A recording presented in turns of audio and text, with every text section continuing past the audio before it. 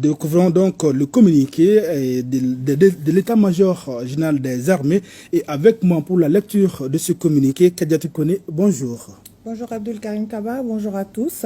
L'état-major général des armées informe l'opinion nationale que les femmes ont engagé depuis le 19 juillet 2024 une vaste opération de stabilisation dans les secteurs d'Inafarak et de Tinzaouaten. C'est dans ce cadre que les femmes ont pris le contrôle de la localité d'Inafarak située à 122 km au nord-est de Tessalit le 22 juillet 2024. Après Inafarak, le cap est mis sur Tinzaouaten, situé à 233 km au nord-est de Kidal, à la frontière algérienne, et dans laquelle les GAT sévissaient contre la population civile avec des raquettes, des vols et le blocage des convois logistiques destinés à approvisionner les principales villes du nord. Le jeudi 25 juillet 2024, les FAMA rencontrent une première attaque terroriste.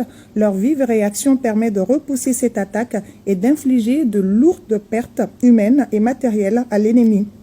L'ennemi affaibli était en débandade. Après ce premier échec des terroristes, les conditions météorologiques ont fortement influé sur la situation. Une nuit orageuse marquée par des tempêtes de sable dans la zone ont permis à la coalition terroriste de se réorganiser et de recevoir des renforts de tous les groupes terroristes de la sous-région. Ainsi, le vendredi 26 juillet 2024, les combats ont doublé d'intensité. Les groupes armés terroristes regroupés dans une coalition opportuniste comprenant les GS et le GSIM ont lancé plusieurs véhicules kamikazes contre nos forces. L'unité FAMA a été encerclée par la coalition des forces terroristes du Sahel et de violents combats se sont engagés avant l'arrivée d'un renfort. La bravoure et la détermination exemplaire de nos soldats n'ont pas permis d'éviter un nombre important de pertes en vie humaine et matérielle.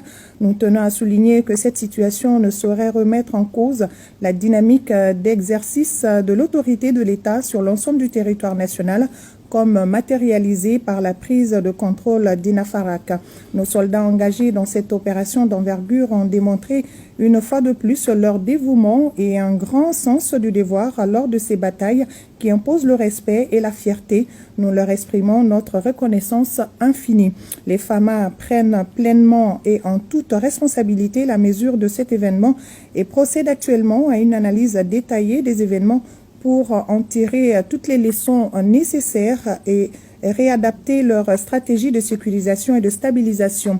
Les FAMA adressent leurs condoléances les plus sincères aux familles de nos héros tombés sur le champ d'honneur et un prompt rétablissement aux blessés. Leurs sacrifices et leur courage ne seront jamais oubliés. Un soutien adéquat sera mis en place pour les accompagner en ces temps difficiles. Enfin, l'état-major général des armées assure la population malienne que cette épreuve a renforcé plus que jamais la détermination et l'engagement de nos FAMA. Tout en nous félicitant du soutien constant du peuple malien, nous demandons aux braves et paisibles citoyens de rester sereins et de continuer à transmettre les précieuses informations qui nous permettent de vaincre les ennemis de la paix. Unis, nous vaincrons. Voilà Abdul Karim Kaba. Merci bien, Kadiatou Kone. La suite.